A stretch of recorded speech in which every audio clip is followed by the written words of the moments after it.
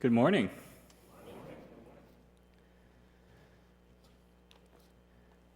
I feel like I spend most of my time these days just trying to make sense of it all. I don't usually do, and not in a heavy or philosophical way, just the ordinary rhythm of daily life. Like, if you were to open my ChatGPT chat history, it's just me asking questions, trying to understand, I don't know, why the washing machine door won't unlock and let me have my laundry back, or why there's this part of my yard that grows in a circle in this curvy path, darker grass than everywhere else in the yard. I don't know. ChatGPT doesn't know. It's just I assume it's cursed. But I spend a lot of time trying to figure out the whys of it.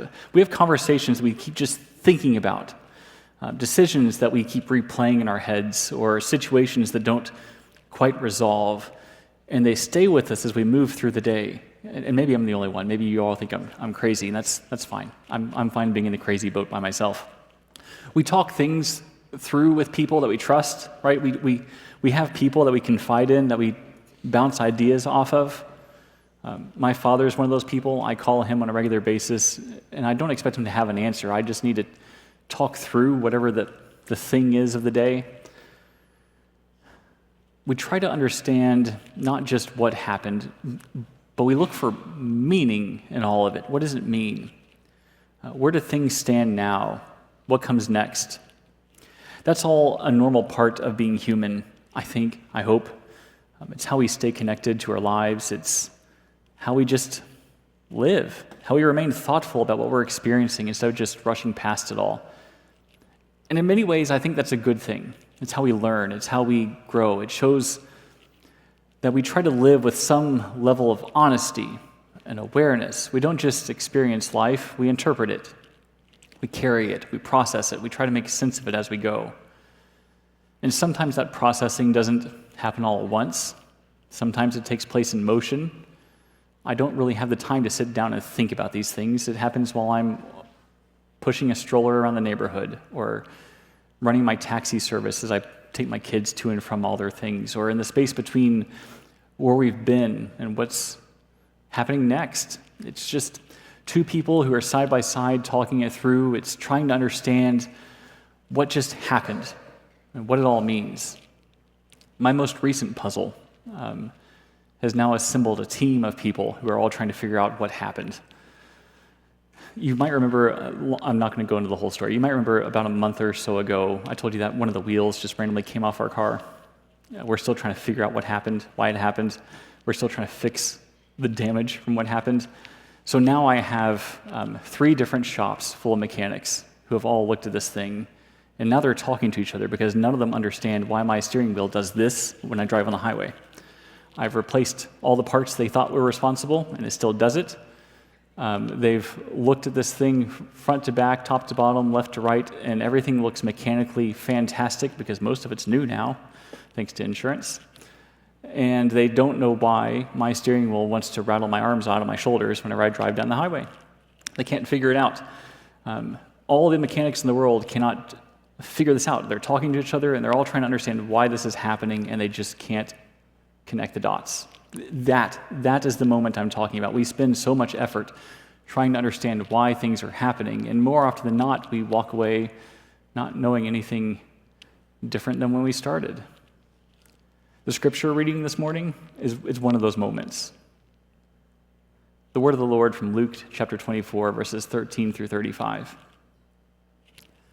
On the same day, 2 of them were going to a village called Emmaus, about 7 miles from Jerusalem, talking with each other about all the things that had happened. While they were talking and discussing, Jesus himself came near and went with them, but their eyes were kept from recognizing him. And he said to them, "What are you discussing with each other while you walk along?" They stood still. They looked sad. And then one of them, whose name was Cleopas, answered him, "Are you the only stranger in Jerusalem who does not know the things that have taken place in these last few days?" And so he asked them, "What things?" So they replied, They downloaded everything. They vented. They unloaded. They told him everything. They processed it all. The things about Jesus of Nazareth, who is a mighty prophet in deed and word before God and all the people, and how our chief priests and leaders handed him over to be condemned to death, and they crucified him. But we had hoped that he was the one to redeem Israel. Yes, and besides all this, it is now the third day since these things took place. Moreover, some women of our group astounded us. They were at the tomb early this morning, and when they did not find his body, they came back and told us that they had indeed seen a vision of angels who said that he was alive. Some of those who were with us went to the tomb and found it just as the woman had said, but they did not see him. And then he said to them, "Oh, how foolish you are! How slow of heart to believe all that the prophets have declared. Was it not necessary that the Messiah should suffer these things and then enter into his glory?" And then, beginning with Moses and through all the prophets, he interpreted to them the things about himself in all of the scriptures. As they came near the village to which they were going, he walked ahead as if he were going on. But they urged him strongly, saying, Stay with us, because it's almost evening, the day is nearly over. So he went in to stay with them, and when he was at the table with them, he took bread, he blessed and broke it, he gave it to them, and then their eyes were opened. They recognized him, and he vanished from their sight. They looked at each other and said, "Were not our hearts burning within us while he was talking to us on the road, while he was opening the scriptures to us?" That same hour, they got up and returned to Jerusalem.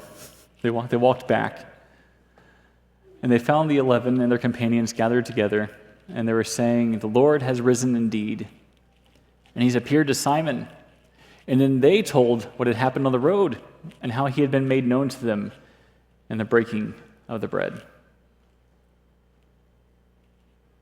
These two people are doing exactly what I just described. They're walking, they're talking, they're processing life. They're just trying to figure out what in the world has actually happened. They're trying to understand it. They're trying to make sense of it, trying to hold the story together in a way that they can live with. And then we hear the line that sits at the center of the story. We had hoped that he was the one. It's such a simple sentence, but it carries so much weight. Not just that something went wrong, but that the story they were living in no longer makes sense. What they believed about Jesus, about what God was doing, about where all of this was heading, everything that they thought they understood had come apart. So they do what we do. They retell the story again and again. They explain it. They walk through it. They lay out the details as clearly as they can remember them. They try to connect the dots. And even when Jesus begins to speak, even when he opens the scriptures and he reframes everything that has happened, they're still listening as people who are just trying to make sense of it. And yet, even with a better explanation, even with clear insight, they still don't recognize him. That's the disruption. Understanding is happening, but insight is growing. The story is being retold in a way that actually makes sense. And still, they can't see him for who he is. What they're doing is not wrong. It's thoughtful, it's attentive, even faithful, but it's just not enough on their own. Something is still missing. Something keeps missing until they sit down at the table and he takes bread, he blesses it, he breaks it, and gives it to them. And in that moment, they see. Not on the road, not in the explanation, not during the 7-mile lecture about Moses and all the prophets, not when everything begins to be more understandable, not when they wrap their heads around the facts.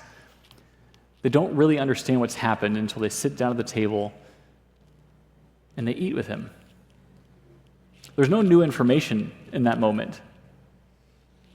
There's nothing added to what they already know. There's no aha moment in the sense that somebody told them the magic piece of the puzzle that they've been missing this whole time. There's nothing new. But something happens in the act itself, in receiving what he gives and sharing life together in a moment that is familiar, ordinary, embodied. That's where they recognize him. The risen Christ is not found in what we can fully figure out. Christ is recognized in the shared life where he makes himself known. They do not recognize him when they understand more. There's no amount of knowledge that makes this all fall into place. They only recognize him when they receive from him. And even then, it's not something they control. It's not something that they achieve. Their eyes are opened. It's some grammar on a dreary Sunday. I know most of you hate that. Isaac might be the only one here who doesn't. It's passive voice. They don't open their own eyes. Their eyes are open for them. They are made allowed to see. It's given to them. They don't actually ever recognize Jesus. He makes them recognize him. Christ hosts this table. They invite him into their home, but he's the host. He gives the bread. He reveals himself. And in that moment, everything they have been trying to make sense of suddenly is seen differently. Not because they solved the puzzle, but because they encountered him. When they look back on the road, they don't say, "Now we finally understand everything." They say, "Were not our hearts burning within us?" The experience hasn't changed. The conversation hasn't changed. What changes is how they see it all. What once felt confusing is now recognized as something real, something that was happening the whole time. And I think that matters because so much of our life is spent trying to make things fit into the story the way that we think it should make sense.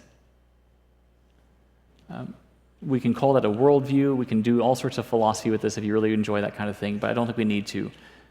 I think at the end of it all, we can just accept that we have a way of looking at the world, and we try to cram all the pieces into that view of things to make sense of it.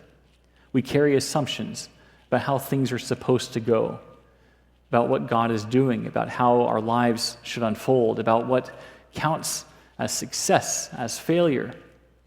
And when something doesn't fit that view of things, we work really, really hard to try to make it fit, to try to explain it. We try to make the pieces line up in a way that feels coherent, something that we can understand, something that we can live with. But sometimes the problem isn't that there's no meaning. Sometimes the problem is that we're trying to force the meaning into a shape that it was just never meant to take. And we look for clarity in one direction while something true is already present in another. Yesterday, they figured out what's wrong with my car, but not on purpose.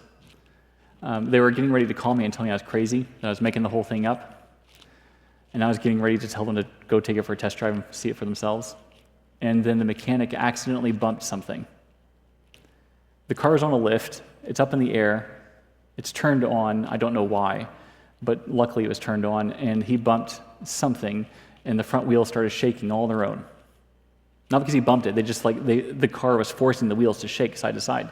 And they finally figured out, oh, this is some sort of computer voodoo. Something in the computer is wrong. There's a sensor that's not calibrated correctly. And so it's actually, the car thinks when I'm driving in a straight line that I'm actually driving over the lane line and off the road. And so it's trying to wake me up thinking I'm asleep.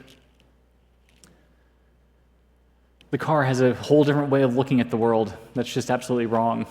And nobody could figure this out until they just found it by accident.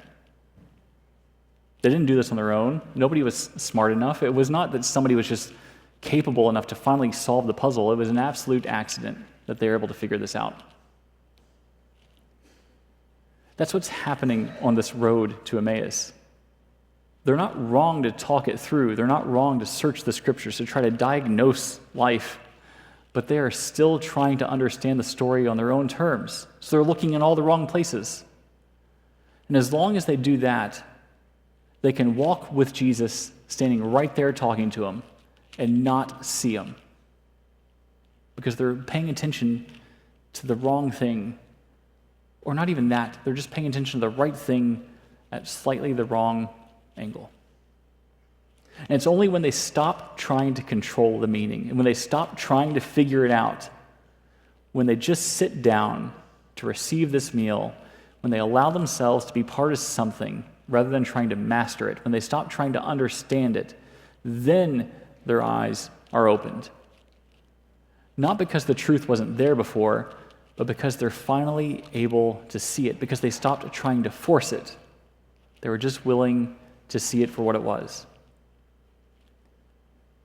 And that changes how we live. It means that the moments where Christ is present in our lives is not limited to things you can understand. I mean, honestly, go back and read through all the Gospels. In like 98% of those stories, Jesus is never there in a way that people understand. He's not limited to your understanding. He's not limited to things making sense. It means that even now, even in the middle of ordinary life, something real may already be happening. How many conversations have you had with yourself, with someone else, and didn't even see Jesus standing there with you the whole time, walking down the road with you, waiting for you to open your eyes and see it? There are moments like that in our lives where they're riddled with them. A relationship that feels strained or distant, or where you later realize there was more care, more patience, more grace than you could see at the time. Or, a season of life that feels like failure, where only later you can begin to recognize that something is being formed in you you could not have named in that moment, but was there the whole time. Even something as simple as sitting around a table with people you love, distracted, half present, and only afterward realizing that that moment mattered more than you knew when you were in the middle of it. Nothing about those moments change, but one day you wake up and you see them all differently. You look back and you realized he was there the whole time. When these two people are sitting at the table by themselves and Jesus has now disappeared, of all the things they could have said, they look back at the day they've had and said, we should have seen it the whole time. Our hearts are burning the whole time. How did we not know? Which means the question is not only, what are you trying to figure out? The question really is, what might you already be a part of that you have not yet recognized? What's happening today that is going to amaze you tomorrow? What is God doing in the middle of this crisis you're having that you just can't see because you're so focused on everything that's going wrong? And that's not just where things will become clear someday, but it's paying attention to where Christ is already present, where he meets us, where he's feeding us, where he's revealing himself in ways that we just never expected, because the risen Christ is not waiting at the end of your understanding. He is already making himself known. We just don't look at it that way. They recognized him in the breaking of the bread, not in the sermon, not in the singing, not in the walk, not in the prayers or the scripture readings, in the breaking of the bread, in that moment of receiving. It is not an accident that this is how the story turns. It is not an extra detail, it is the point. Because this is where Christ continues to make himself known. We come to this table the same way they did.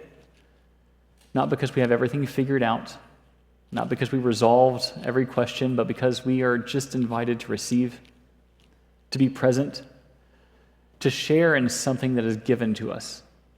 And it's at this table that we don't prove that we understand. We just receive the life that is offered. And as we do, we trust that the same Christ who walked with those people on the road to Emmaus, who spoke with them, who is made known to them in the breaking of the bread, and he's still present with us now. And here at the table, he still makes himself known. Go from this place. Try to make sense of the world. Try to understand why all the things are happening and try to wrap your head around it. But while you do that, take time to wonder where Christ is already working in your life that you just haven't noticed yet. And go to sleep tonight excited about the possibility of figuring it out tomorrow. Let's stand and sing. Faithful love.